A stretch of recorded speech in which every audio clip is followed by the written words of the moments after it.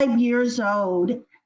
And I'd like our listeners to imagine themselves as a 5 year old little girl or little boy dressed to the nines on an Easter Sunday morning. And you had a sibling that was dressed to the nines just like you. Only your sibling was a fair skin, and your sibling had long, beautiful hair, unlike yours, that is short and nappy and kinky. But after the Easter egg hunt, you guys heard the other church mothers and your mother calling for you. As you ran over, you heard your brother or you heard your sister saying thank you, and you heard the church mothers saying, "Oh, isn't he the cutest little thing? Oh, isn't she beautiful?" As you ran, you looked up, you put your hands behind your back, and you smiled as you waited to hear that same compliment. You never heard that compliment. And you stood there for a moment, and I said, "Is this what life is going to be like for me?" I felt invisible, colorism. And all through my life, I knew that this intersection of me being a woman and me being Black with short, kinky, nappy hair would not be enough. That I would have to come to the table with credentials. And that started my journey on learning and getting my first bachelor's, my second bachelor's, three master's degrees. And then when I found in, even though I had three master's degrees, my skin was still not enough to trump a male with white skin. And so I believe that we have to come to the table and be credentialed. And I'd like to now hear from Dr. Valentine on what fueled your academic journey. Wow, ladies, both of your stories are so transformational and amazing. And I love the resilience that you've displayed thus far. And for me, my story really, it's just so much pain, you guys. It's just crazy how much we go through as Black women. And for me, it was, I lost my mom at 8. I lost my dad at 9 years old. So I was raised by my grandmother during the time that we had, the crack epidemic coming into our neighborhoods, and just America really just breaking up the Black family as we were making so much progress. And so I just always felt that I needed to do more and be more and accomplish more because of just the legacy that I inherited. I didn't want to leave it as it was, with being like growing up in the hood with humble beginnings, very poor, just lots of trauma. And I just remember I just couldn't wait to get a job, you guys. It was just like, I just can't wait so that I could become of age and work for myself and do as much as I can for myself, since I didn't have any parents. And then I had a grandmother who raised me, and I thank her and I bless her for what she did for me. But sometimes the trauma and being raised by, someone who is a recovering alcoholic, drug addict, is very difficult. It's very difficult to see what success is like. And I feel that my family honestly didn't expect much of me, but just to graduate from high school. And because they didn't expect much of me, I felt that was such a burning desire within myself that I knew I had to pull myself out of whatever reality that I had selected for myself, from a spiritual perspective, whatever life I chose for myself. This was for me to really unlock my power, unlock who I know I was meant to be, and really represent a whole demographic of young Black girls who was just like me. You know what I'm saying? And so from trauma to trauma to trauma, from home trauma to school trauma. And that's why, when I went to school, my marriage was a mess. I remember going to school, getting another degree. I'm like you, Cheryl. I've got a bachelor's of science in information systems management. I've got a bachelor's of arts in criminology and restorative justice, a master's in peacemaking and conflict study. Now that one I got to try to save my marriage. Hey, Dr. Whitty, I tried to get that one to save my marriage, but lo and behold, it wasn't necessarily all about me. And so I did the work to heal. I did the work to get my mind right and build back my self-esteem. And it was really in therapy that I decided that, you know what, newly divorced, starting over, trauma. And I said, I'm going to go get my doctorate. I'm going to keep going. And I worked in the legal community and I worked in spaces where, of course, like you, Dr. Cheryl, where our Black skin was not enough. And I suffered from imposter syndrome and I just didn't know it until I went to school. But ultimately, I knew that if I was going to change my circumstances, my present circumstances, and really ultimately change the end of my life, I was going to have to go to school. And so I did that. So, ladies, we have a lot of persons who are watching us. Just in case you guys don't know, the numbers are really flying off the screen, and a lot of persons are wondering, where is our typical host? And I'd like to share that our typical host for the Doc Chat is not here this evening. I am Dr. Michelle Simone Rensher. I am your guest host of the Doc Chat. We are wrapping up Women's History Month, and we are decided to bring a part of this conversation a group of brilliant, amazing, community focused women who are here to advocate, who are here to champion, who are here to change the narrative. And so, without any further ado, the ladies have introduced themselves already. If you're just joining our discussion, you're not too late to share this conversation with your audience, because these ladies are ladies who you're going to want to know. You want to understand what they are all about. But before we get into anything else, ladies, does anybody want to have a quick coffee break? Any tea breaks? All right, so we here for the conversation, right? We're gonna stay put, right? No commercial breaks needed. Ladies, thank you for that nod. Thank you for the vote of confidence. So we've all talked about, or you each have talked about education. I want to share with my audience and your audience too, that my journey to doctoral studies was very similar to many of you.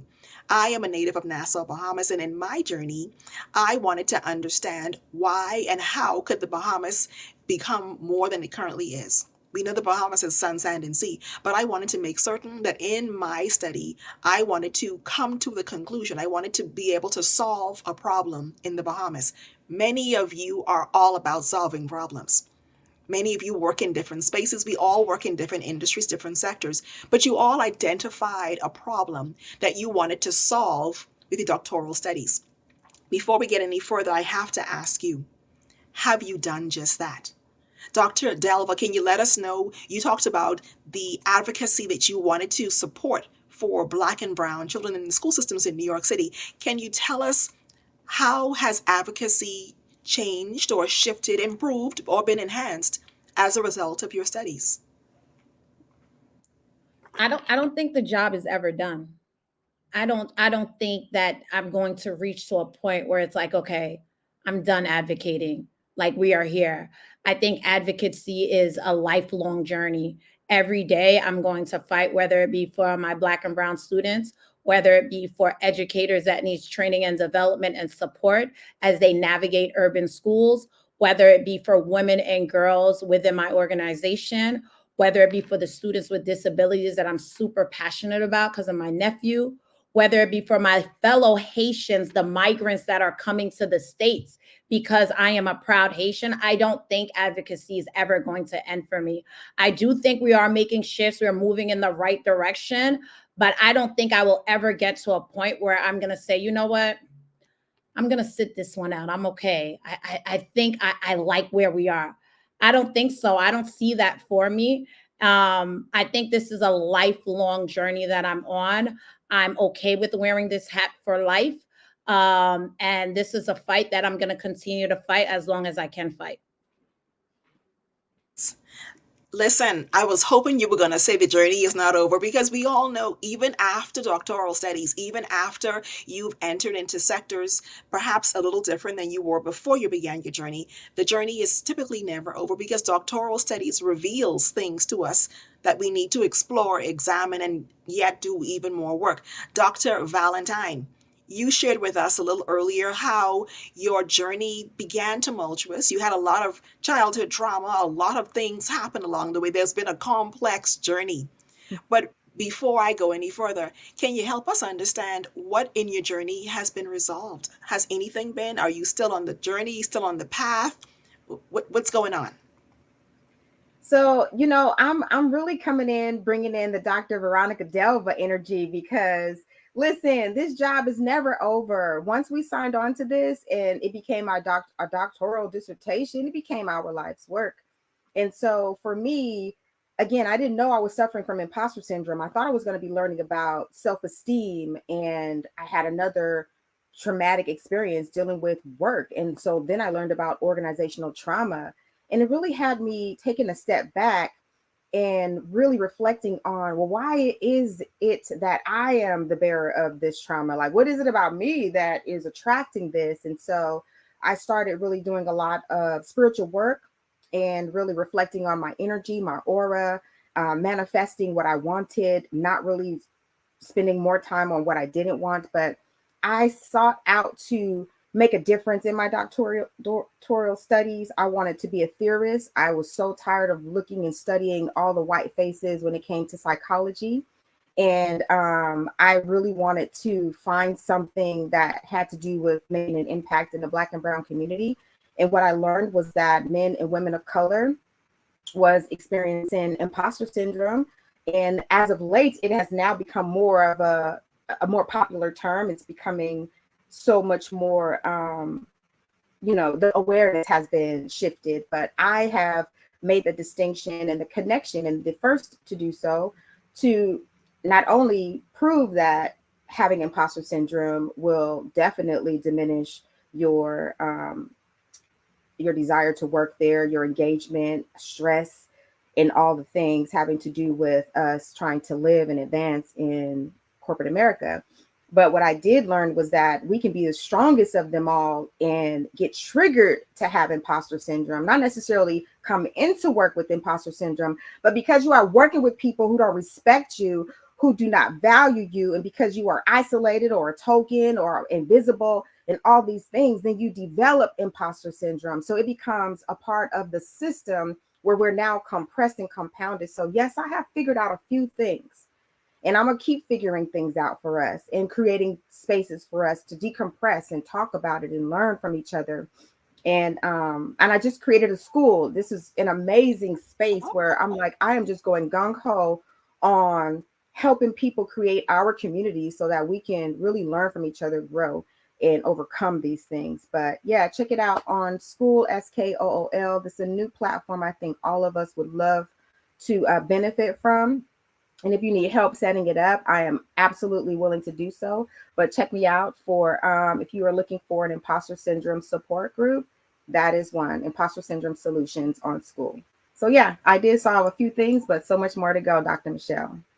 So, Dr. Valentine, imposter syndrome, learning and growing, and of course, expanding our perspectives based upon a typical worldview that says that European perspective is the dominant. And we understand that we of the African diaspora, we of the Caribbean and African Americans, the African diaspora has our own perspective, because in many cases, our experiences are very different. And so it is so important to have Dr. Delva and Dr. Valentine jump into our discussion to share and to advocate for others. And of course, last but by no means least, we see Dr. Cooper, who is sharing behind her banners that explain a little bit of some of the work she is doing. And so, Dr. Cooper, can you help us understand, how has the journey been since the hooding? Have you learned anything? Are you still on the journey? What's going on in that space?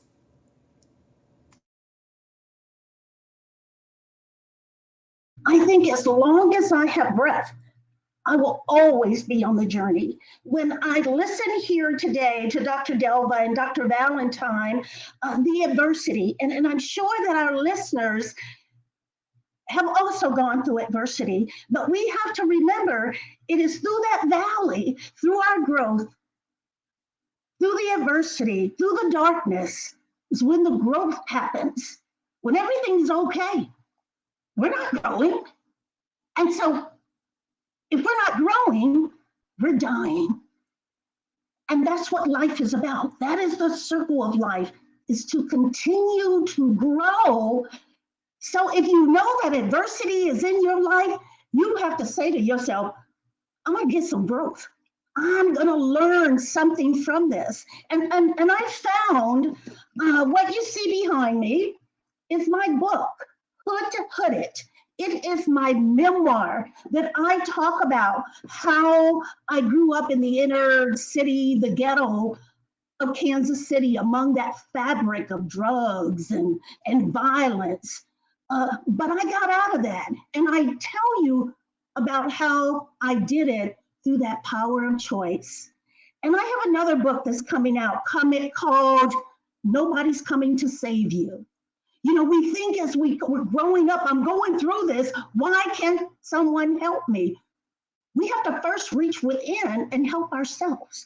As we're going through corporate America, we're looking for the white man to come and help us. But when you go through corporate America and you navigate it, you've got to work hard. And sometimes just working hard is not enough.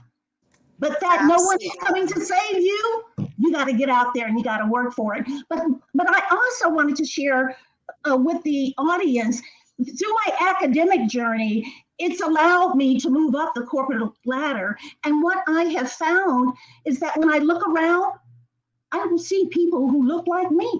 And I didn't see Black women. When I would go to conferences, it would be white males on the stage. And then when we got more inclusive, we saw white women, but we did not see the Black women. So I saw that that was an opportunity for me, with my experience and my education, to reach back into the inner city and go get those girls. So today, I am president of Women in Security and an international affiliate with affiliates in Africa, UK, Europe, and Australia.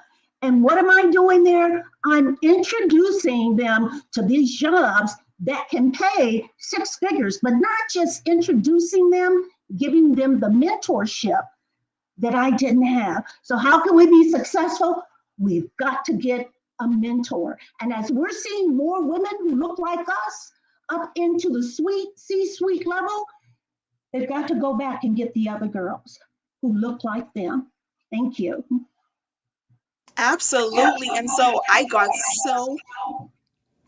so many nuggets. I don't know if our audience is taking this all in, but I'm trying to take notes and trying to remember some of this stuff, because this is good stuff. Dr. Delva is advocating for children and young persons who typically are not heard from, typically struggle the most in the academic space. And of course, Dr. Cooper, you were reminding us the importance of advocacy for yourself sometimes, speaking up and speaking out, and definitely seeking after mentorship. We've all been in those spaces where perhaps we needed someone to speak on our behalf, to introduce us into a room, to make certain that our voices and our perspectives were seen and heard. And Dr. Valentine, how could I ever say anything more than what you have said? And so thank you, each of you, for bringing these thoughts and perspectives to the table. But now we got to have a little bit of fun. We have spoken a little bit about education, a little bit about our journeys and what we are planning on doing, the evolution of ever since the tassel, ever since this, and what was the why for the study. But ladies, to be real, whenever we have a group of 4 women together, 2 or more agree, do you ever just talk about work?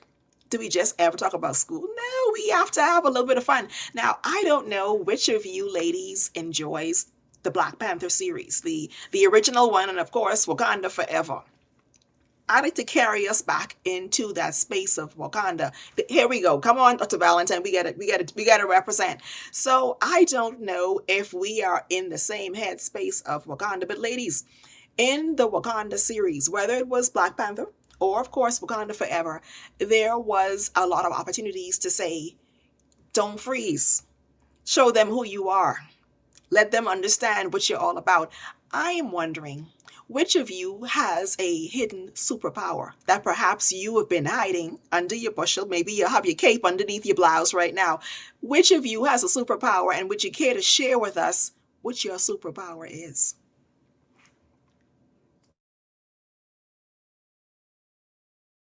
Dr. Delva is laughing. So Dr. Delva, I'm going to pass the microphone to you. What is your superpower? How can we know, oh, here she comes? Because, I don't know what's going to be your theme song, but what's your superpower?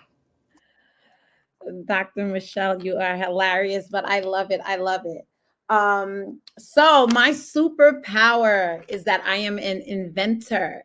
So when I am not, pouring into my Black and brown kids, I'm not pouring into the teachers and providing them with support. I am pouring confidence into women outside the classroom. I invented a bra that is patent pending. And actually, just recently, the company was just trademarked as of 2 days ago, I believe. So, yes, I invented a bra. It is called the Magic Boo Bra by my company, Breathe Intimates, which I named after my daughter and myself. That just got trademarked. So yes, that is what I do in my spare time. So being So going I to have to my ask, I Mhm. have to ask, how are you giving us an idea that you are pat pending is coming to the marketplace, but you bring no samples? Like what is happening? So actually, it is on the market. It's Oh, actually in my third year. So it is on the market. It's actually been all over. It was recently worn by Vanessa Simmons. She went to an Oscars party. It was recently worn by her.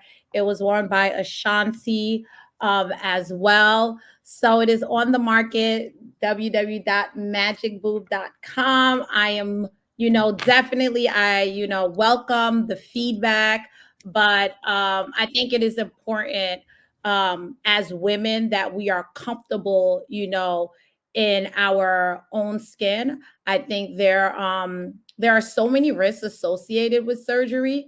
So I invented this bra for the fellow women like myself, mothers, women whose weight fluctuate and they want to look their best, but they don't want to go and have surgery.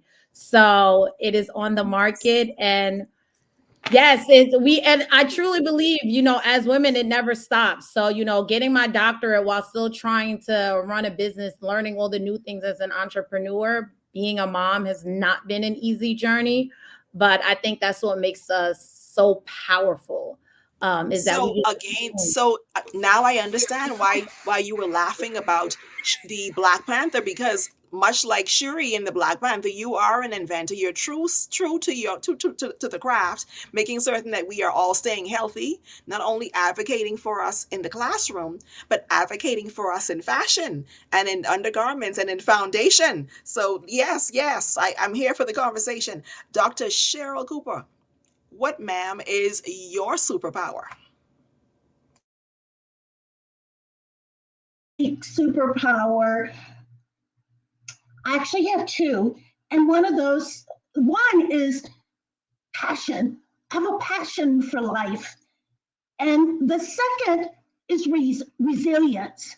I believe that every woman should be resilient. When I think about my tainted path, when I think about drugs and alcohol, seeing my friends die, seeing my husband shot in the top of the head and killed, when I've gone through rape, I bounce back.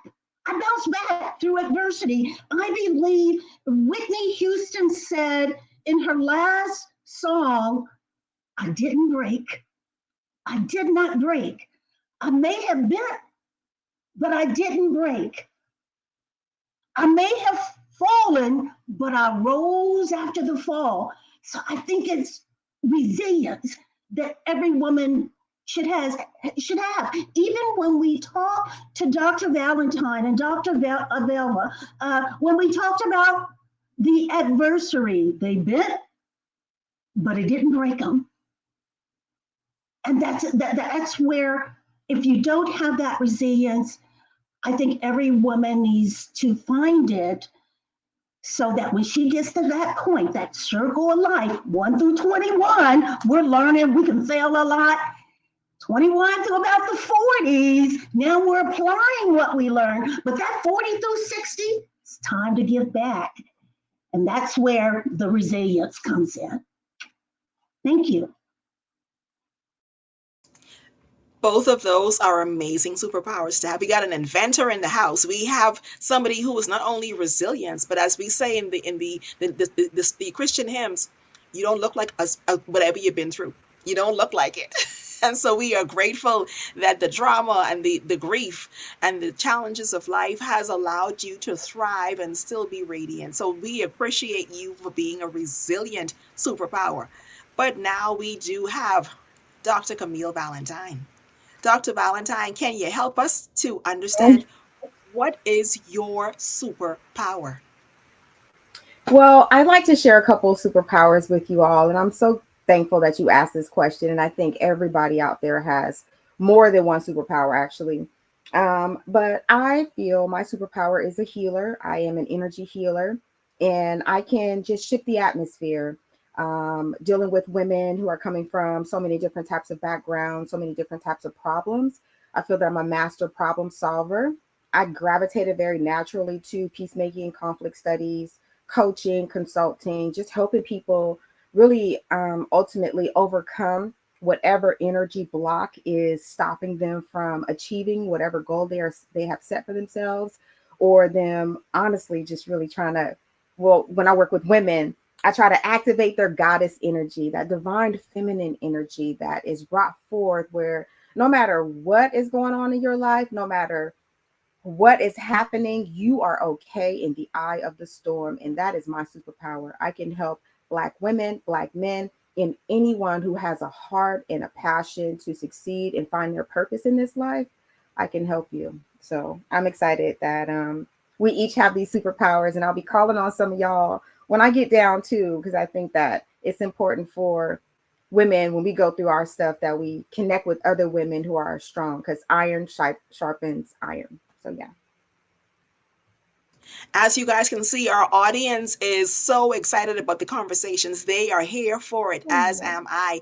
But Dr. Valentine, don't stay too far away, because in your profile on LinkedIn, I read that you are a goddess alchemist. And you mentioned a few minutes ago the word goddess. And I thought, well, help me to understand that, because help me to unpack exactly what even is that. I know what God is, I know who God is, but help us to understand goddess alchemist.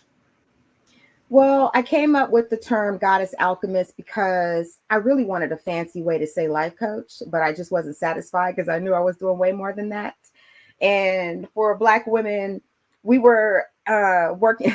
Thank you, Billy Lynn. But I was working with women who just really had low self-esteem, and they were dealing with imposter syndrome. And if you know anything about imposter syndrome, it is when you have it's a psychological phenomenon in your own mind where, despite your overall achievements, your education, your success, you still feel that you are unworthy. You still feel that you are undeserving, and you have anxiety on the inside of you. And you feel that somebody's going to tap you on the shoulder and say, hey, I found you out. And so when women are under that kind of stress and pressure, you're not able to really become your highest and best self. So when you are working with me and we're working with Goddess Alchemy, it is really taking those things that has happened in your life, the pain, and really turning that into a focal point to show you where your purpose is, honestly, and take your purpose and really transform all that negative energy and really redirect it into a positive and constructive way where you are empowered and that you are not feeling as if you are not able to overcome with depression and anxiety and just all the abuse that Black women in general take and accept on a societal level, on a family level, you know, and just on all the levels. We are the bearer of the mitochondrial gene. And I think that we need to be reminded of such when the world tells us we are nothing. We need to be reminded of who we are, and that those of them who are telling us that we are nothing, they came through us. So that's what Goddess Alchemy is. It's just helping our Black women remember who they are and whose they are. Ashe. Ashe, indeed. Indeed. Thank you so much. That is just, I mean, I felt that. I see persons in the chat are also throwing up fires and they watching Yes, because yes, they you are also goddess. wanted to know. I'm not the only person who was wondering that question. So I'm happy to know that Dr. Valentine has struck a chord. Dr. Delva, you are giving us all kind of support. So thank you. Thank you. But I have to ask Dr. Delva, what made you say what made you go towards undergarments? Foundations. I mean, we all need foundation support somewhere, but what made you say foundation undergarments is going to be one of my multi hyphenates? I honestly think it was God. I truly feel all the things in my life, and I'm moved by God. If I hear it, I'm going for it. If I feel it, I'm going for it. If I see a sign, I'm going for it because I know He wouldn't give me anything that He knows I couldn't be successful with. So I actually had the idea for 3 years, just sitting, did nothing with it. And just one day I actually was with my niece and we were like went out and we were talking about it, and she's asking me and I'm like, no, I didn't get surgery. Like, no friend, nothing. And I went home and I could not sleep that night, and I was tossing and turning, and I just kept replaying the conversation with her over and over again. And in that moment, I knew it was God telling me, okay, this is your time, put it on the market. I had no idea about entrepreneurship. I didn't know anything about LLCs. I didn't know anything about getting a manufacturer, patent pending, but I just knew that this was my calling. And he told me that, it works for you. And there are many women around you that wants this as well. So before putting on the market, I thought it was very important to me to go and reach out to fellow mothers and women who has gone through these weight changes, and ask them their opinion about the product. And they share the same exact sentiments that, I do want this, but like, I don't want to get surgery. And that data collection that we talk about, that same data collection that we have to go through during our research, um, it impacted what I wanted to do. So they told me they wanted it, and I went through the process. And I'm just so thankful for my village. I truly feel it takes a village to do anything. I'm thankful for my village. When it comes to being a mom, I'm thankful for my village and my educational journey. And I'm thankful for my village and my entrepreneurship journey because I didn't know anything. And the people that just reached out when they purchased the bra and they were telling me how like they feel so confident and empowered and I look so great and I don't want to get surgery anymore. And it's like giving me ideas. This is what you can do. I just knew that the reason I didn't sleep that night is because God knew this was something that needed to be on the market, that there was a need for this. And I think in everything I do, I notice that there's a need. And I want to be like, I truly feel like, we have that superwoman mentality and you want to just save everyone. I truly feel like I want to save folks. And if I can save one person, that is great. And I could sleep at night. But if I could save many, then I'm fulfilled. Well, I believe by the mere fact that each of you have said yes to your doctoral journeys. Each of you has said yes. You've literally thrown yourselves into your superpowers. You've literally turned yourself into not only advocates and champions of change in other people's lives, but you've endeavored to change your own lives. So I'd like to carry you on a little journey. Let's go on a quick little journey back in time. We've all had complex is the word I would use. We've had complex pasts without diving too much into the complexity of each of our journeys. Can you tell me some advice? What was the best advice somebody ever gave you? Think about the years, over the years, some things were kind of so-so, some things were awesome, some things were amazing, maybe changed the overall trajectory of your journey. Can you tell me what was some of the best advice you ever received? And how did you receive it initially when you heard it? So first off, let's begin with Dr. Cooper. What was the best advice you were ever given? Oh, difficult question. But when I think about the best advice, one of the pieces of best advice, it was to know what you want and then to go for it. I love Dr. Delva as she talked about the bra, what she did first. I heard the lesson from that. You said there was a need, there was a why. She identified her why first. Why is she even doing this before she even saw how? How am I going to do it? She said, here is the why. And I think that's what the best advice that we can do when we want to do something is to first identify the why, because there will be a time in your life that you'll say, I don't feel like getting up today. I don't feel like working today. But if you can always go back to your why, that will always keep you going. And always know what you want. You never know when someone may come up to you and say, what do you want? I was caught in that situation with a senior VP of a Fortune 50 company, Black woman, and she said, what do you want? And I was so used to not having anyone ask me what I want. I stood there just like that. She said, what do you want? So always know what you want. And first, identify your why, because that's going to keep you pushing forward.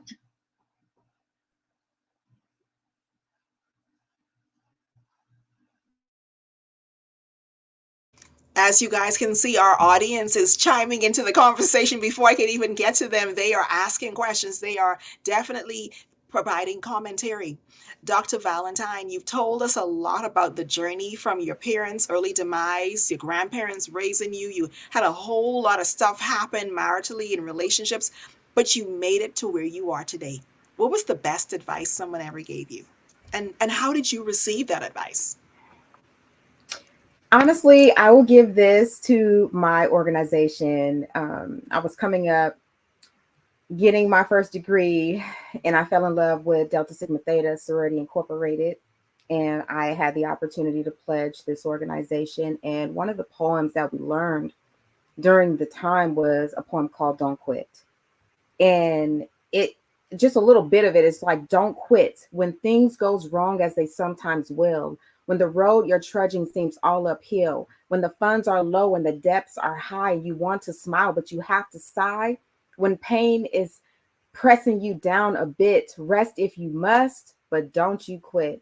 That resonated with me, and it resonated with me so much so that it stuck with me, and it has been etched on my heart and helped me when I was in really some dark moments, dark times in my life. And I would just say never to quit is the one thing that helped me to get to where I am right here today. And I will couple that with an energy of being relentless. Like when I set my mind to do something, when I set my heart to do something, I do not stop. I do not quit. I press on because, like you, Dr. Delva, I know this was given to me by God. Like I'm a very spiritual woman and a very empathic one at that. And so I can feel when it's time for me to shift and when it's time for me to move. So that's what I would say to those of you who are out there. When God has given you something on your heart that is like a purpose driven mission, then that means you start that thing, you find how God will send you what you need to complete the mission along the way, but don't you dare quit on you and those of us who need you to make it.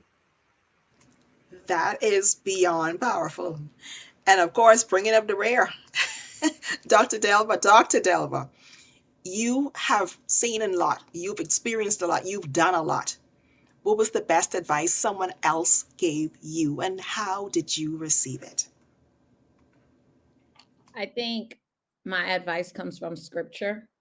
Um, no weapon formed against me shall prosper is something I always go back to, but I always remember that God said the weapons wouldn't prosper, but he never said they wouldn't form.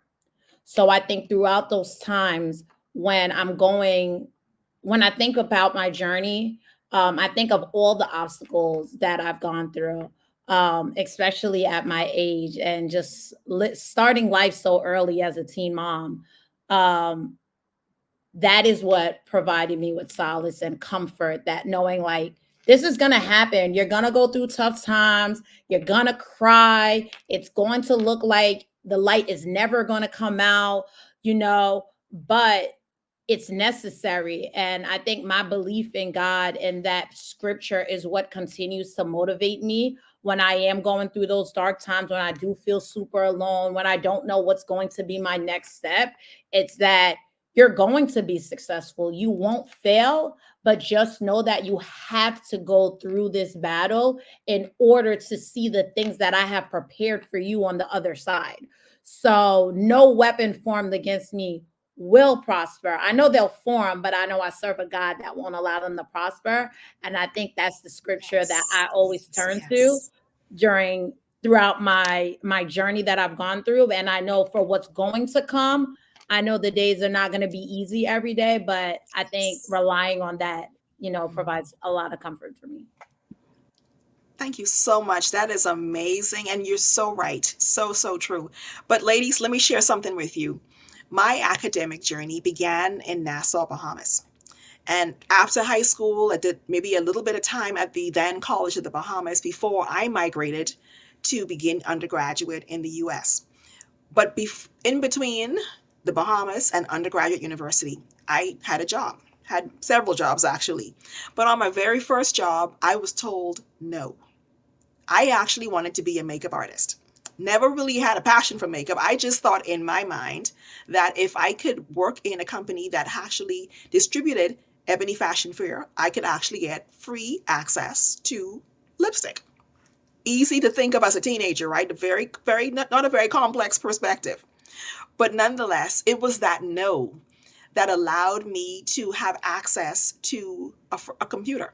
In my household in the Bahamas in the 1980s, nobody had computers. Computers were only existed in banks or in big companies. But back then, I actually began working at a company called Mademoiselle Limited. And in that job, I did data entry. My job was to go around to all the locations, figure out how many lipstick tubes they had sold, how many they had to be replenished, and then my job was to fill those replenished orders on the backfill orders. But I had a full circle moment after undergrad, and I ended up working in a company that was down the street from Johnson Publications, who distributes Ebony Fashion Fair. My question to you is, who said no? And how did that no impact your today? I think I'll Dr. start. Cooper, Oh, Dr. Delva, go on in. You ready to go? Let's go. Who said so no? as I'm coming, into my doctoral anniversary on April 14th, when I successfully defended, I think about my doctoral journey of when I was told no. I I was towards the end in the last lap. I submitted for graduation and I was told you will not graduate, you will not finish in time. We had to, I believe the date was like May 1st, and I was finishing up. I had collected my data. I had interviewed all my folks. I was ready on my chapter 5. I was ready to go. And I received an email that if you don't withdraw from graduation, you will not be able to walk into December graduation and your name will not be in the program. I never asked for that feedback.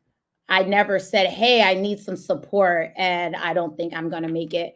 And I think what really frustrated me with the email was that it wasn't a supportive email. And I remember going through this journey with my doctoral sisters. And I think language matters to folks, especially when you're sending emails to people. You don't know how they're going to receive it. You don't know what type of space they're in. So I think for me, receiving that email telling me that you have to withdraw, and I remember responding to her and I said, while I appreciate the information, I can't is not an option. I will graduate in May, and I would appreciate if you give me some advice on how to achieve this goal, but not achieving is not an option. Not only did I graduate, I finished before the deadline. I defended on April 14th instead of the May 1st, and I walked in graduation. But I think this story really impacts me because my fellow sisters that was on this journey with me, they withdrew. And it saddens me because everyone receives the message that you're sending differently. Whereas for me, that pressure was like, oh, this is a fire. I'm going to prove you wrong that I am going to graduate. Others don't receive it like that. So, the person knows, if they are watching, who sent me that email from the university. But I think it was very discouraging to not even pick up a phone call, like to fight for so long and go through a journey and to tell someone you're not going to make it to grad, not even ask or know where I'm at in my doctoral journey, where I'm at in the dissertation process, and to just say, hey, if you don't withdraw, you're not even going to be there for December. So I look at that and I tell all my fellow people who's going through your doctoral journey, there's going to be a lot of no's. Don't let that discourage you. Don't let the people, you're not going to make it. This is too hard. Oh, don't do this topic. You should do a different one. No, push through. And when they say no, you say yes. And if they want to continue to say no, instead ask for support, but don't discourage me. Dr. Delva, you said a mouthful right there, but that is so very true. Most of what I picked up on there was the fact that we all receive messages differently, but we all can agree that it's not so much what you say, is how you say it.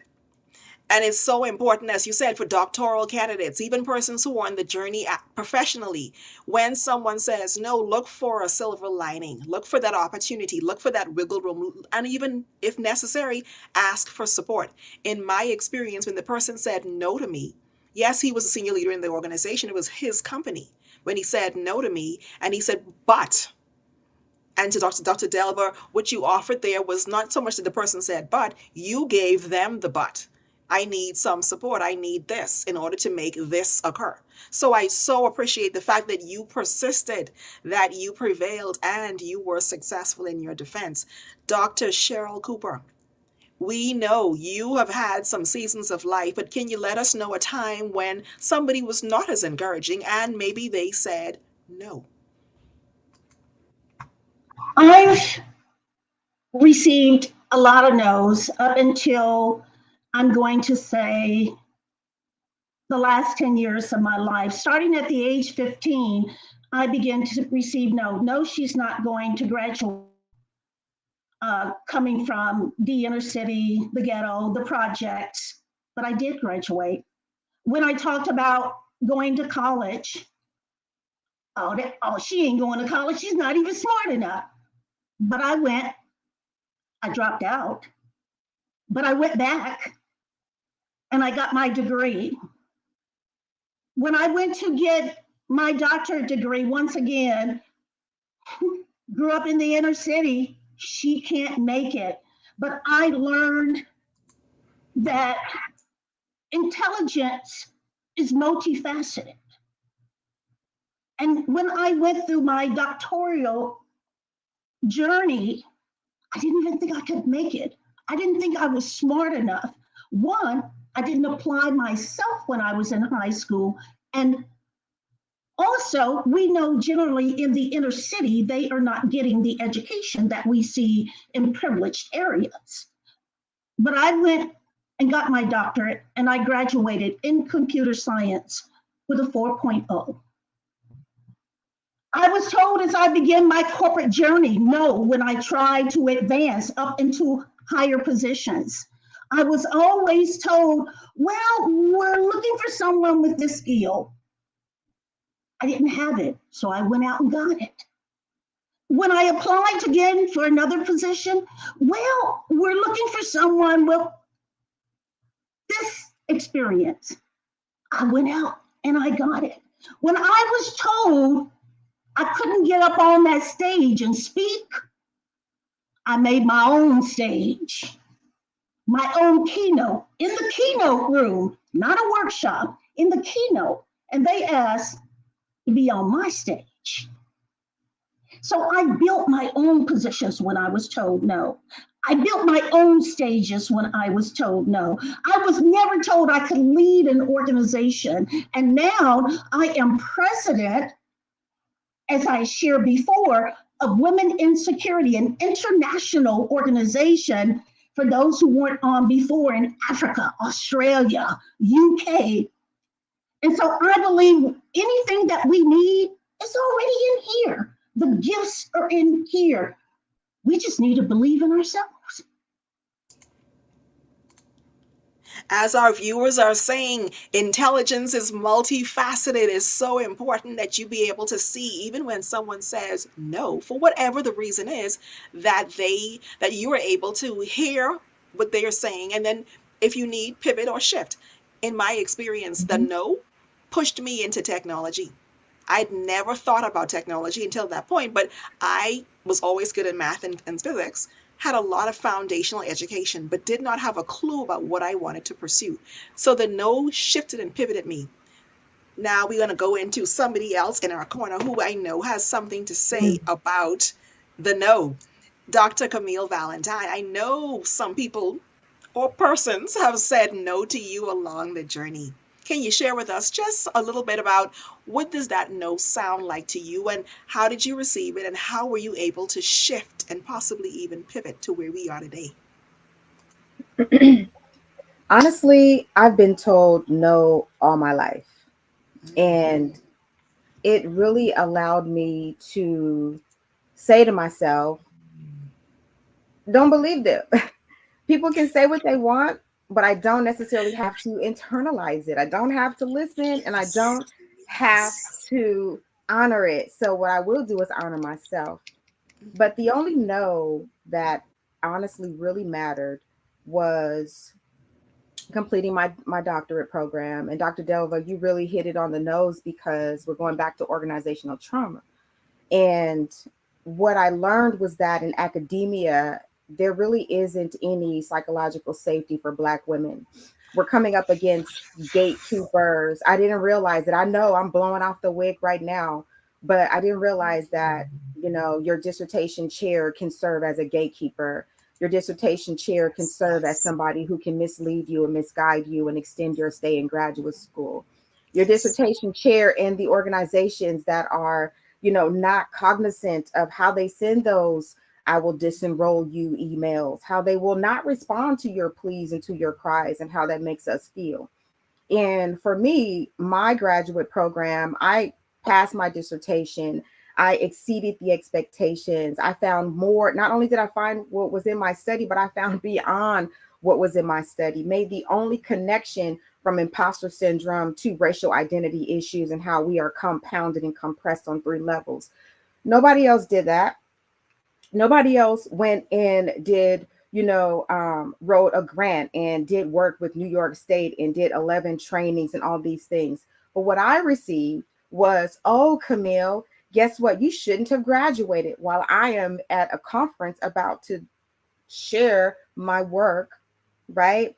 You shouldn't have graduated. And I had to prove that I was in 3 units, right? And what is so frustrating is that we are expected to show up and show out and go above and beyond, but these organizations who we pay top dollar to can give us really not so good of a product, and there is no thank you. There is no thank you. There is no I apologize. There is no anything for us. We're just left to fend for ourselves and heal for ourselves. And that's why I really am working towards creating safe spaces for us to really talk about it and decompress. But this no that they told me right now, because they're holding up my life, they will pay in other ways. You know, sometimes we have to go legal, sometimes we have to go get that attorney, sometimes we have to not be afraid to really say no back. And so that's what I will say to this question. But I'm fired up right now. I'm like, Dr. Delby, you got me so, I'm so on fire right now, because guess how many women go through this process and then drop out, don't finish, you know, have no hope because of gatekeepers in these institutions. So, yeah. Now, unfortunately, while we began our discussion talking about how we represent the 4.4% of women doctoral graduates, again, 4.4%.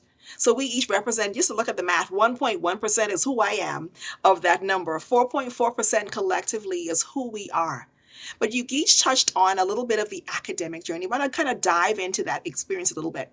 Now, I know we each come from different spaces academically and different disciplines, but I can share with you that I also had a no in my doctoral journey. Part of my no began when I wanted to select a topic about the Bahamas. I was born and raised in the Bahamas. I wanted to examine the Bahamas. I wanted to understand things more because, as we know, in the Bahamas and the wider Caribbean region, we have very little that is researched about us by us.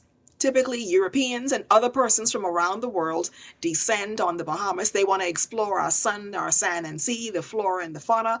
They want to look at us from an economic perspective, and then they want to go ahead and disseminate and explain to each other how poorly we judge ourselves, how poorly we lead ourselves. They have a lot of perspectives, but I recognize the importance of, here is something that I know because of my lived truth. I want to understand from a little bit of experience. Can you share with our audience what in your journey academically made you say, apart from yes, I'm going to do this, I'm going to finish, the no's may have discouraged you. Did you have community when you were studying? Dr. Delva spoke initially about her doctoral sisters. Did any of you, Dr. Camille Valentine, Dr. Cheryl Cooper, did either of you have doctoral sisters or brothers that helped push you through the journey? Dr. Camille Valentine, can you let us know, did you have a sibling in your program that kind of helped you to stay on course, helped you to stay motivated, and possibly held you accountable? Absolutely. You know, this is where I really get to highlight my one good best friend, Dr. Renee. Gosh, she's amazing. And I'll call her Dr. Renee Cromer because she is the one person when I was going through all that I was going through and really discouraged, because we really was going through like some abusive situations within our department, and we didn't have any options, and it was very, very difficult to navigate that space. But together we found strength, and I'm so grateful. And I know that it's really awesome to have other women who are also in the program. When I first started, it was only 2 Black women, and I didn't know that there was a thing of financial, like a lifetime. And so I came across me running out of money. I ran out of money and got kicked out of school. But my sisters who were in the program still encouraged me. I found something to do for the year, which instituted another program, right? I'm always finding ways to make myself busy in the work. But it was my sister who really, really, really still checks on me today. We still connect with each other every single day, because as you know, even when you graduate with your doctorate, you still have now one again, and there's now a new level for you to climb from the ground up. So we still need each other, and that's why we're doing things like this, to share our experiences with those other doctors who, you know, are up and coming, or you are thinking about applying for graduate school, and you might be on the fence, and you might think that you're going to do it alone, but you won't be alone. You won't be alone. So just reach out to those who have crossed over, connect with those who are already on the journey with you. And when you get to a safe space, don't forget to look back and help the next little sister come up too. That is such good advice, because in my doctoral journey, as you shouted out your sister, I had several brothers and sisters. One of mine was Dr. Tremaine Brown. I also had Dr. Priscilla Hills, and both of whom are still in my phone to this day. They still text me over the weekend. They still reach Mhm. out over the holidays primarily, but every now and then they share whatever they are doing in their current journey. Dr. Cooper, did you have any doctoral siblings? I hate to say a sister only, but did you have a sibling or two, or maybe even three, who supported you, challenged you, cautioned you if necessary? In my experience, Dr. Priscilla Hills was the person that I can credit with making certain that I got published, because the publication journey for me was a whole bunch of no's, no's, and no's. But she gave me insight as to how she got published. And less than 2 weeks later, I received my publication. And so doctors who have gone through the journey, who are with you, alongside you, lockstep in arms. Dr. Cheryl Cooper, can you help us understand what your experience is like when it comes to a doctoral sibling?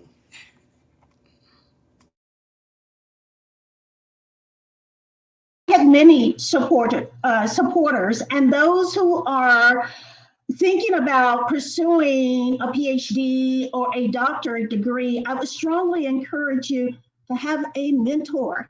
I had a mentor, but I also had others that were in my cohort group that was brothers and sisters, where we came together to help each other. But additionally, do not discount the white male ally. I met white males on my doctoral journey, and I am still in touch with them. And we help and we support each other. And it's because more white males are up here. We are looking for them to come back and also support us. And it's a lot of white males out there that will come back and offer you support. And today, I still have that support from those white males that I met through my doctoral journey. Well, that is great to hear. Great to hear. So, Dr. Delva, bringing up the rear once again, same question. Can you help us understand what your experience is like academically? This doctoral journey is not for the faint of heart, and many of us need, again, mentors. I had a wonderful mentor offer, if I can, shout out to her. Dr. Tiandra Lewis was amazing to me. It was cool. Dr. Delva, you will appreciate this. The first time I heard her accent, she's of Caribbean descent. That is when I knew, the very first conversation, I'm going to finish this program. Because I found me a Caribbean sister in this entire doctoral process. I found another island sister who was going to help me to understand some things that I didn't understand, who was going to champion my cause, who was going to say yes when others were saying no, and who also was like able to just clap in the background, cheer as necessary, settle some of my nerves. What was your experience like? Did you have a mentor? Did you have some doctoral siblings, or a few outside of your sisters and girlfriends, obviously? But can you help us understand what was that like for you? Of course. I think this is my favorite part because I think support is so necessary. Yes, so I had a mentor, Dr. Sandra Harris. Shout outs to you because you were super instrumental in making sure that, I continued, and you are my ally at the university, and I appreciate you. I also had actually one of my old principals who was actually on my committee, Dr. Joseph Cordero, who was also amazing. I knew that I could go into his office at any time without an appointment, like, hey, what's going on? I need help with my research. I need you to read this right now. What should I do? He was instrumental as well. But those who were in the trenches with me, crying when we went through life together, having kids, going through relationship issues, being parents, my doctoral sisters, some of them who are here, Dr. Jasmine Shepard, Dr. Megan Gribbins, Dr. Laverne Atticott, and Dr. Natalie Zadok. I could not have done it without them. We were in the cafe every single night till midnight, to having to wake up the next morning because we all had careers, school leaders having to go in.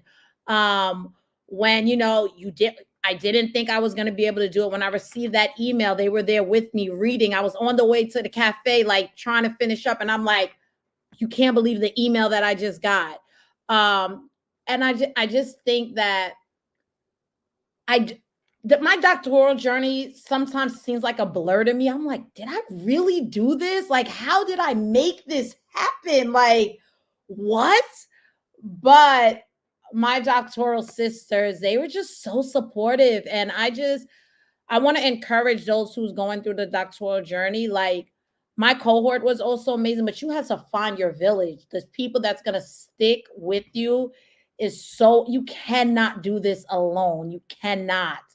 It's important. You are going to have the no's, but you need the people who's cheering you on, the support system, the yes people. Those, you, it's so important to have a village. So yes, we were at Sugarberry Cafe every night. Yes, Dr. Cribbins. Yeah, yes, the support system is so necessary. Especially those who knows the journey, who knows what you're, the family and friends, they're important, but unless you're going through it, they don't understand what you're going through unless they're in it with you. And while you're like, I can't hang out, like I'm sorry, I can't cook dinner tonight. You know, I'm so, I gotta miss this event. This, they don't get it, but those who are there with you, they truly understand what it's like. Absolutely. And as of course, because we've all understood that the tassel is so worth the hassle. Now, whether you experienced it as a single mother, whether you experienced it as a blended family like I have, regardless of what your family dynamic is, can any of you share with me how important the family experience is to a doctoral journey? You've all spoken about support. We have doctoral siblings and we have mentors and coaches and we have all of that. But from your journey from way before doctoral studies until now, what does family look like to you? What does the word family mean to you? Dr. Delva, you want to give us a little idea of what does family mean to you? Um, I have a huge family. I'm coming from a Caribbean background, you know. Us Haitians, we sure stick together. But my daughter, she was just so instrumental, like being so young and going through the process. I remember feeling like a bad mom because I couldn't be there for her as much as I wanted to be. I would be so exhausted and she would want to come home talk. And I'm like, please, not right now. Like, I can't, like, I have just so much going on. But what I do remember, like, I remember, like, and her name is Brianna. I'd be like, hey, I need a nap, but I need you to wake me up because I have to go to the cafe. And she would like wake me up, Mom, get up. You have to go to the cafe. You have to go, right. You have, did you do this? Okay. I'm, you know, bringing me food. And her being going through that process, she started the process with me when she was 14 and, you know, ending at 13 actually. And I just feel like that was, yes, I have a huge family, but my daughter kept me going. Not only was she my motivation, but she didn't understand, like, I think how much because of her is the reason I got up. And I think the whole time I'm thinking I'm such a horrible mom. She's looking at me as such an inspiration. So family, I think, and my nieces, my cousins, my sister, my mom, who is a praying mother, prayed for me constantly, pushed me. I really am super thankful for them, but I have to give this to my daughter who just stuck by me when I wasn't the best. I think you were the best. If I may say so, I believe you were the best. I think you were exactly what she needed to see to demonstrate what you could do and what you could be. And of course, to take those no's and change them and channel them into a yes, that's exactly what she needed to see. So please, even if I've never met Brianna, please let her know that you were exactly what she needed to see in those moments. Dr. Camille Valentine, we know we've heard a little bit of the complexity in your home experience, but we want to understand, what does family look like to you? Family looks like to me like a beautiful picture full of many different colors and textures. And it's just, it's more than just what we were born into. And because of the complexities of what I was born into, I had the pleasure of really being blessed by mother figures, father figures, right? Um, and people who prayed for me when, you know, I was in church. I had my church family when I would transition, and I really was coming through my divorce and just was focusing on my health and fitness. I connected with my running family, my Sierra Express family, my coach Ray, who just really helped me. I was getting up at 4 a.m. every single day. I had a career, I had other things going on, but those 4 a.m. workouts was the only time that I could carve out for myself. That I could say this is for me. Everything else I do all day long is for everybody else, but this time is mine. And so it was all the family that I had collected over time on my journey that really helped me, and is really a part of the reason why I'm so passionate about other people and giving back and helping them, and really just being that beacon of hope, because I know we go through so much, and I know sometimes everyone doesn't expect us to make it, but we do. And when we do make it, everybody is not always so excited for us to be there, unfortunately. So we do have to deal with that part of it. But family is what we make it. And so, you know, I'm excited. Yes, Dr. Jasmine, y'all and y'all sister girl group, y'all family, us in the doc chat, we're family. You The know, dog all of chat us who is a get these family because tassels, we're a lot of family. persons, I know a lot of persons who are watching us right now are a part of the dog chat family. In case you guys are wondering, Dr. JT, our Yes. original dog chat host, is not here this evening. He is somewhere else and he has passed the virtual microphone, and he said he wanted four amazing, four brilliant, four community focused, four women who have huge hearts to close out Women's History Month. And as we have another question, Dr. Cheryl Cooper, what does family look like to you? Well, for me, both of my parents are deceased, but I do have a daughter, and my daughter went on this journey. Actually, she went on the whole journey with me. I had a child young, so she saw me go through the darkness. And she always says to me, Mama, I've had a front row seat to your life. And she said, I am so proud of you.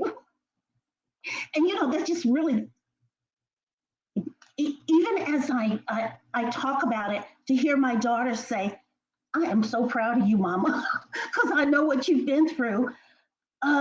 So that's my family, my daughter. And even today, um, she's my strategy partner. Her name is Camila, and I would say, Camila, I was thinking about, she said, Mama, I think it's time for a strategy session. So we're helping to lift each other up. My family today, as many of us have resonated, is through sisterhood. It's through my sisters that we're around each other, we're uplifting each other, and we are connecting each other, together. Together we will rise. We're going to rise. Absolutely. Yes, we are going to rise. Together we will rise. And Dr. that's Michelle? Yes, ma'am. Is there a question? No, I just wanted to also shout out my son who just made 21 years old, because he was with me throughout my entire schooling, not just my dissertation, doctoral program, but the masters, the two, bachelors, and all these things. And I feel that I want to share with those of you who are listening out there, when you are doing your work and you might be like telling your daughter or son to shush, or you try to go in a corner or a room somewhere, let them see you in this space. Show them how you are sacrificing and really dedicating yourself to something greater than who you are. And I feel that my son today has a good heart. I raised a good, strong Black man in America, and I dedicated my dissertation to him because he was there from the beginning. So I just wanted to make sure I gave him a little bit of that space too. I love it. That is amazing. Now, ladies, you each alluded to some of what I'd like to share. When it came to my dissertation, I had a chance, as you know, we have an opportunity in our dissertations to dedicate to someone or some persons. In my experience, I am the mom of a blended family. I have a husband, I have children from different seasons of life. And my eldest is now in graduate school. And so I believe he's watching us still. And I am so excited that after I defended, he enrolled. And so for me, the doctoral journey is a journey, yes, but it simply means that if I can do something like this, then anyone can do what they are going to do. Everybody has a why, everybody has a this, everybody has a that. But I believe as women from different seasons of life who have had different series of life, who had different experiences in life, it is so important to bring all of yourself into the conversation. Dr. Camille Valentine has challenged us so far to talk about being an alchemist, making certain that we are goddesses, making certain that we understand that imposter syndrome is somebody else's stuff, that is not ours. Dr. Delva has reminded us of the importance of championing for ourselves and for others. And of course, Dr. Cheryl Cooper, you are here for the conversation to make certain that we must all see ourselves in every possible room and every experience, because even if there is no space for us on the stage, we must create our own stage. So I learned and I listened to you, ladies, because you definitely have given me so much. But ladies, I have to dive a little bit deeper. We've been a little bit at the surface level, and so now I have to get a little bit interesting in the questions. Talked about superpowers, talked about our younger selves, talked about a little bit about the academic journey, some complexities in our experiences. But ladies, I have to ask a question that may not be the most popular question tonight, but I have to know. And I know y'all are wondering, where is she going to go with the questions next? So as you can see, I'm a lipstick person. I love bright lipstick. And so if you had your druthers and you could talk to Rihanna and say, Rihanna, make a tube of lipstick, lip gloss, whatever you want to call it, for me, what color is it going to be?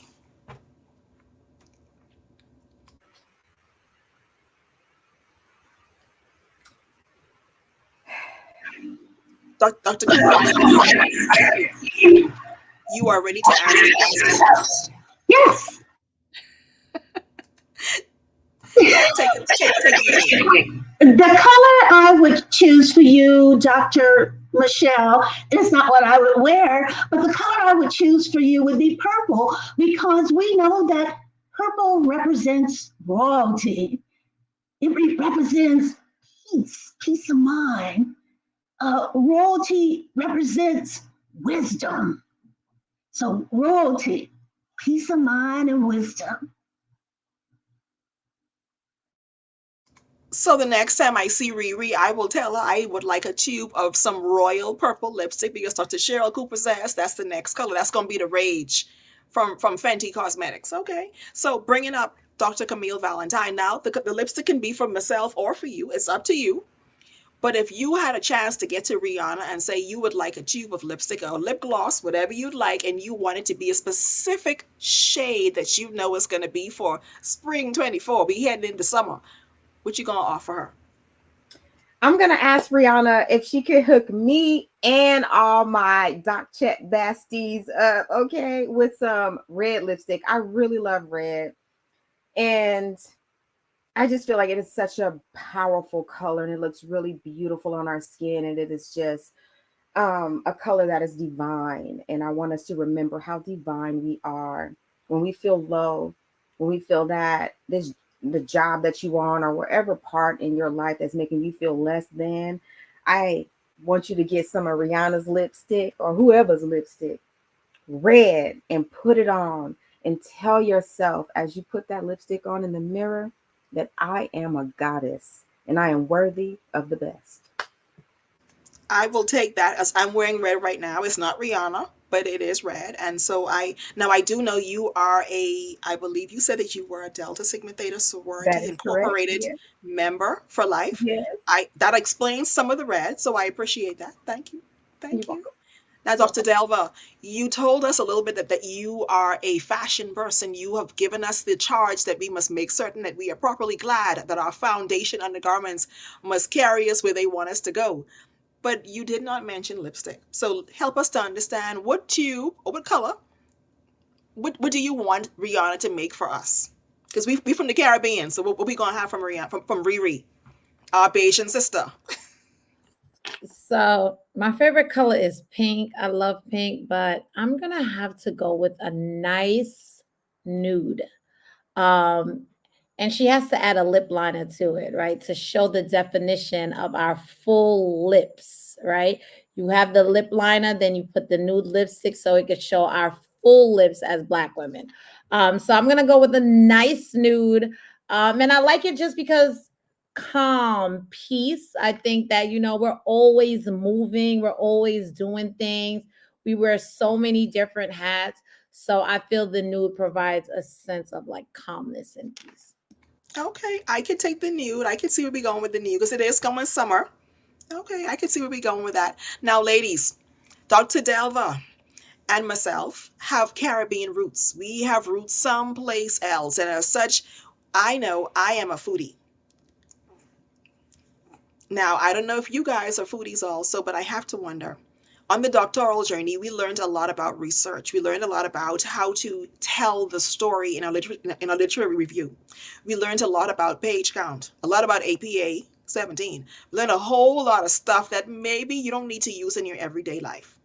But if you have one spice in your spice rack that you cannot not have, if you're getting this level of low, you got to go buy it some more because it's your go-to.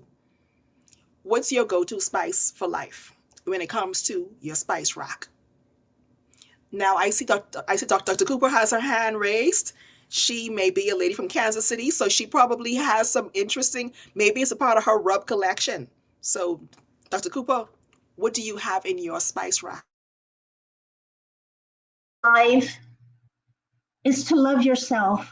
I've for a long time I didn't love myself.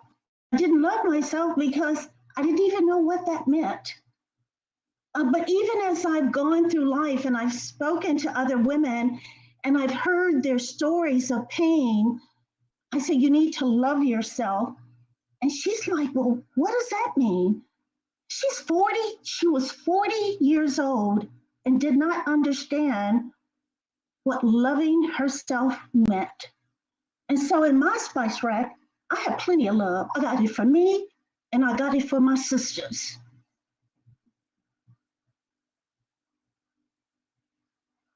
Well, I thank you for that. That is so important to understand. Dr. Camille Valentine, I know you with your red lipstick definitely understand spices, and maybe it's a different twist on the term spice, but we appreciate whatever opportunity you can tell us right now. What's in your I'm spice rack? I'm gonna keep in my spice rack some cinnamon because it always jazzes up any type of food. As you say, I love food, and in particular desserts. I work out to eat dessert. Don't judge me, y'all out there. Um, but I love cinnamon because it just always makes me feel like home, comfort, smells good. Yeah, a warm hug. It gives me a warm hug on a cold day. So I'm gonna go with some cinnamon. Well, that sounds good to me. And Dr. Delva, bringing up the rare. I know you probably have a little bit of plantain in your kitchen. You have a lot of garlic.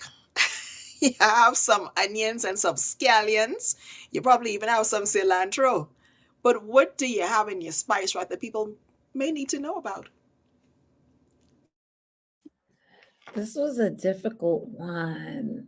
I didn't know if I want to go spicy with what we call in the Haitian culture pickles, which is a blend of spices that we usually I usually like to eat it with like my plantains or like some fried pork, our griot, or if I just wanted to keep it simple with just some sugar. Um, so I'm a little in the middle, but I think from my mood right now, I'm gonna go towards sugar. I just, we all need a little sweetness in our life. And a little dab of sugar just makes everything a little sweet. You don't have to put too much. But I think if we put a little ounce of sugar as we interact with folks in our everyday life, I think it would be a brightener to people's days. So I'm gonna go with sugar. In the words of our Caribbean sister, the late great Celia Cruz, we need a little azúcar in our lives, right? Okay, ladies, we've all been in different spaces, virtually and in person. With a doctoral journey, you cross your stages. Many of you have multiple degrees before doctoral studies. But I want to understand, is there a stage that you have yet to grace that is on your list? Now, Dr. Valentine, I know you as the goddess alchemist. You create your own stage, as we've heard from Dr. Cooper. You've created your own space. But is there a stage that currently exists that perhaps you would like to grace? Now, I can tell you, while you guys think about it, my graced stage is TED Talk. I'm looking forward to my TED Talk. But do any of you have a stage that perhaps you have not been invited to? Maybe you have wanted to go and they haven't said yes just yet. Dr. Valentine, is there a stage that you would like to grace? It was going to be a TED Talk. But it's okay, Dr. Michelle, because great minds think alike. So I will say that the next stage that I wanted to grace was really in women empowerment conferences. I really enjoy being in the leadership and development space. Right. Thank you, Dr. Whitty. I'm really about that inner light that is within us that tends to go dim for whatever reason, however long you've been on this planet. Because you go in the school system, your little light could get dim there too, right? Dr. Delva, Dr. Cooper, your little light can get dim in corporate America. So I feel that it is important for me to light the flames that is on the inside of each and every one of us. So. Dr. Cooper, same question. Is there a stage that you have yet to grace? We know that you are a huge proponent of creating your own stage, making your own space, showing up and showing out until they ask to be on your stage. But is there a stage that you have yet to grace that you are looking forward to?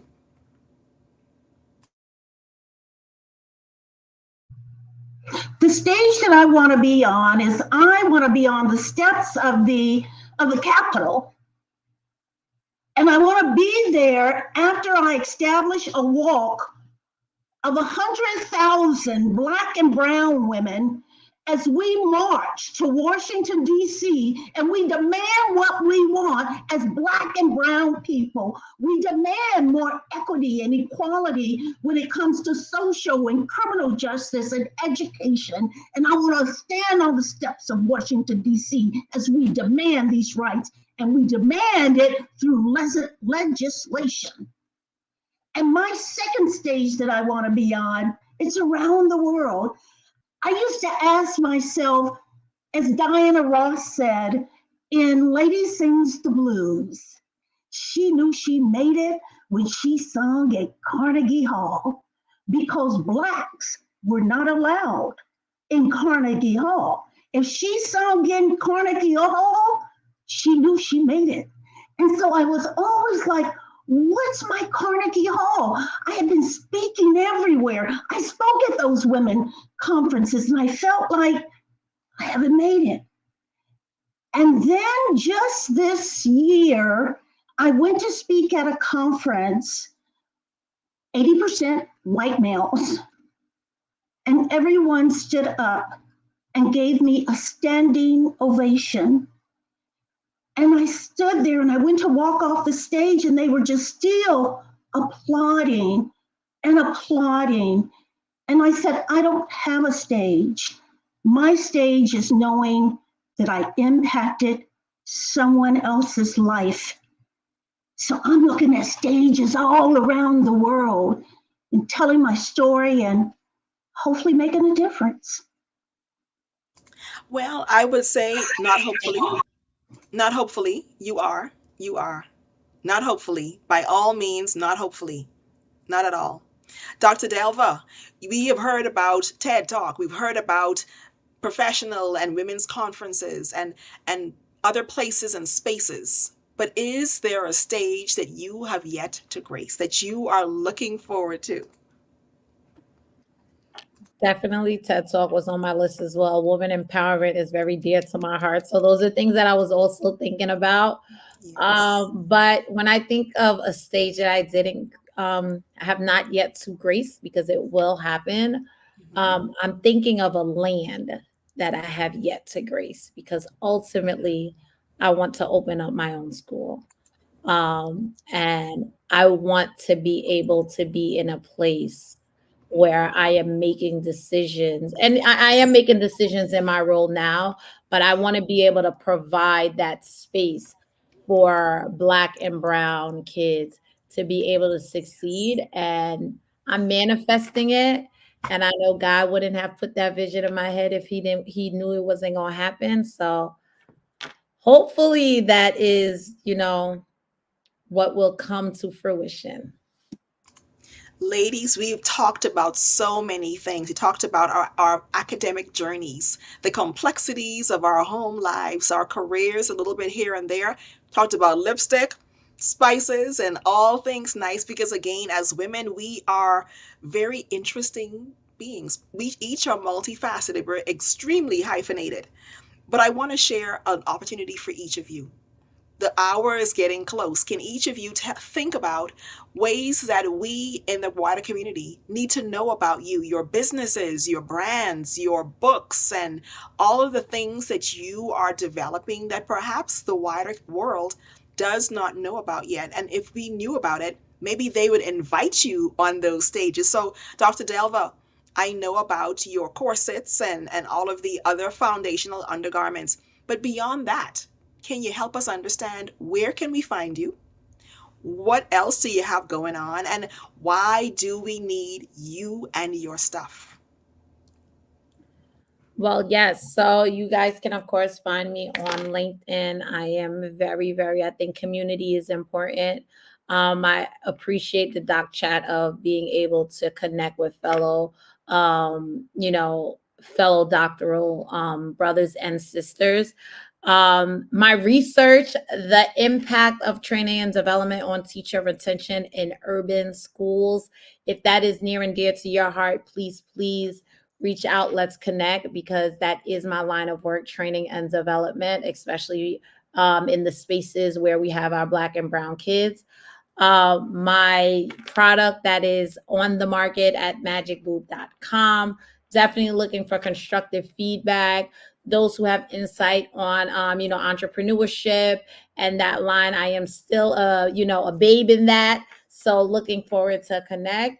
And, ultimately a space where, we're empowering fellow doctoral sisters, women, like Dr. Valentine said, women empowerment is super near and dear to my heart. I'm very passionate about it. So that is something that I am looking forward to continue to grow in that area. And I would love to connect with folks that is on that same journey as well. Excellent. And again, please, please, please, when you are on LinkedIn, reach out to her. Not only does she have academic experience, not only is she a school leader and an innovator. My favorite thing about you, Dr. Delva, is the fact that not only are you my Caribbean sister, but that you are an amazing inventor. Something that we all as women need. And if we don't need it right now, we're going to need it in the future because we're all transitioning and evolving. So undergarments and foundation is exactly what we may all need in some season of life. And if we don't need it, we may know someone who does need it. So reach out. Dr. Veronique Delva is here for the conversation. Dr. Camille Valentine, I am still fascinated with The Alchemist, still amazed with your experiences, and so grateful that you have, head on into imposter syndrome. Can you help us to understand what else do you have going on? Is there a book? Is there a product line? Is there a service, a community that we need to be a part of? Yes, as of right now, I've been focusing my attention on taking the research and applying it into a coaching program. So I have a 1 year coaching program for women of color in particular who are wanting to not only understand, overcome, but really deal with the stress that goes along with working in these toxic environments and learning how to graciously disconnect and heal from these spaces. In a year-long program, we have a group where we meet And also the final part of that is where we will end up in Costa Rica and taking our time to just decompress. But I also really enjoy teaching and training and doing speaking engagements, leading discussions and forums that'll help us really understand what imposter syndrome is and how we are impacted. But ultimately, I really enjoy working with women who also need one-on-one help, as well as managers and organizations who really want to change their culture and foster more inclusive environments. So I would love to work with women like all of you who might be, having different things going on. I'm always open to collaborate, and you can find me on LinkedIn as well, and in my imposter syndrome solutions community that I just opened up on school. Listening audience, community, the doc chat people in general, we now have another resource. If your organization has some cultural needs, you have two people who are able to speak into your organizations and speak into your individual lives. So listen, you guys better get ready.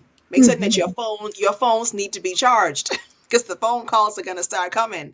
But of course, we cannot go any further unless we make certain that Dr. Cheryl Cooper, who is our author, our speaker, our cybersecurity leader, has the opportunity to let us know what she's got going on. I'm a keynote speaker. Two of my signature talks are on Hood to Hood It, The Power of Choice, streets to the sweets, right? Streets to the sweets. How to have unlimitless leadership. So at your next event, if you're looking for a keynote speaker, I'd be more than happy to work with you and your team. I also provide to corporations proven strategies and a framework to build diverse talent, technology talent, that will result in innovation and sustainability through proven methods. So if you're looking to diversify your employee base, but also stay profitable, or let's say increase profits, I would ask that you get with me. I'm also, probably in the next 30 days, I am launching my first cybersecurity executive podcast. So if you're interested, please hit me up on LinkedIn. Also, this month, I dropped 2 books. Triumph in the Trenches. It is a co-authored book with me and some other amazing authors on navigating corporate America as a Black professional. I also have my other book, Our Stories Do Belong in History, a compilation of co-authors and their stories and how they went through adversity but came out triumphant and victorious. And those that didn't see in the beginning, my memoir, Hood to Hood It, A Black Woman's Choice to Rise. These books can be found on my website at drcherylcooper.com. You can also follow me on LinkedIn at drcherylcooper.com. And I'm hoping to meet some of you in person. Thank you. And thank you, Dr. Michelle. Thank you. Now, again, a lot of persons joined into our conversation midstream. Persons came on maybe 10 minutes in, half an hour in, before we end our discussion. Dr. Delva, can you let people know exactly who you are and where you are from? What do you do? Give them a minute. 1 minute to let people know exactly who you are in case they've been hearing us talk, but they really didn't know exactly what's happening. Hello, hello. I'm Dr. Veronica Delva again from New York City. I am a school leader. I work in training and development. I'm the director of the training and development department for my network. I am an inventor of the Magic Boo Bra, and I am a part of the National Coalition of 100 Black Women Long Island Chapter Incorporated, where advocacy is the thing that we do. Thank you, Dr. Delva and Dr. Camille Valentine. Let people know who you are, where they can find you, and what you are about. 1 minute, ma'am. Hello, everyone. Again, my name is Dr. Camille Valentine. I am a imposter syndrome psychologist consultant. I help men and women of color overcome imposter syndrome who are working in the workplace. I help them manage stress, build confidence, avoid burnout, and ultimately connect to their highest and best self. I can be found on LinkedIn. I also have a goddess community on Instagram. You can find me there. It's a little bit more relaxed. I can be a little bit more myself. I can bring out the hood. You know what I'm saying? I definitely am going to bring my authentic self. So I do curse sometimes, y'all. So if you join that page, I want you to know you're going to hear a few curse words. But for the most part, I really enjoy being real and bringing realness to conversations. I think a lot of times we placate, society and all that it's bringing, but it's time for us to change the narrative and really empower ourselves. And that's who I am about. That's what I'm about. Well, thank you, Dr. Camille Valentine, and bringing up the rear, Dr. Cheryl Cooper. If you would, under a minute, let people know who you are, where they can find you, and what you are about. Veteran. I hold a doctorate in computer science. I'm an author, a speaker, and information security officer for 25 years. I provide strategies to companies on how to build diverse talent and remain profitable. Just released several books, and I'm an advocate for women, more specifically Black and Brown women, to pursue careers in technology through the empowerment of choice. Thank you. Ladies, I thank you very much. But I want to say a huge thank you to my island sister, my red lipstick sister, and of course, Dr. Cheryl Cooper, you are my tech sister. Ladies and gentlemen from around the world, I am Dr. Michelle Simone Rencher. I am grateful for the opportunity to step into the seat of the Doc Chat. This evening, we are celebrating Women's HERSTORY Month. We are ending the month on a high note. Wanted to bring into your space a group of amazing, brilliant, loving, and most of all, amazing women who are from different spaces and different sectors, different industries. We have a lot of diversity around this room, but the most important thing is we've got commonality. Our commonality is that we have all completed doctoral studies. We are each a part of the 4.4% of Black women in this country who have successfully earned, defended, written, edited several times more, and published dissertations. We have each found information that we wanted to fuel our why. We are motivated. If you need someone to be a speaker on any of your stages, look no further. If you need persons who to speak into your lives individually or in a small group, look no further. If you need persons who you need to go ahead and get some motivation from, some ideas or some strategy from, look no further.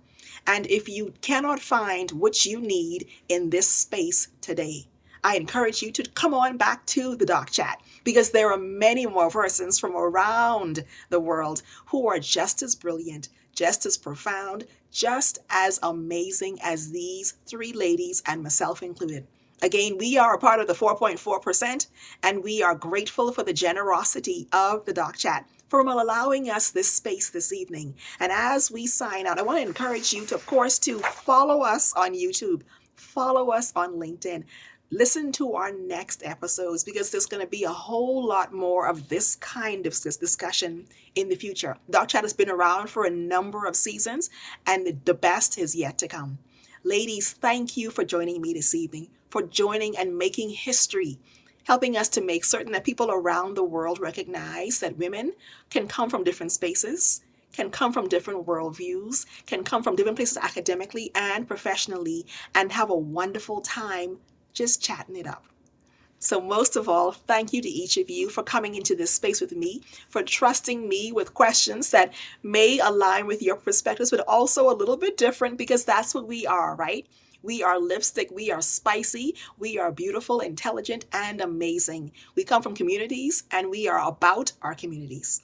Most of all, from all of us here at the Doc Chat, Thank you for tuning in this evening. And if you have questions about next episodes, keep watching up because it's going to be posted very soon. But most of all, a big thank you to the founder, to the primary supporter, the person who is the brainstorm behind the Doc Chat. If it was not for him, none of us would be here today. And I'm speaking about no one else other than Dr. John C. Turner, the person who is the brilliant mind behind the Doc Chat, who was brilliant enough to recognize that we needed a space. And so from where we are today to where you are this evening, sir, thank you so very much. Come on back to the Doc Chat because this is where you come to learn about the doctoral journey. This is where you come to learn that you can have a life while you are studying. This is where you come to recognize that there is life after you are hooded and the journey continues. Have a wonderful evening. And if you have questions about any of us, you can find us all on LinkedIn. Talk to you soon. Good night.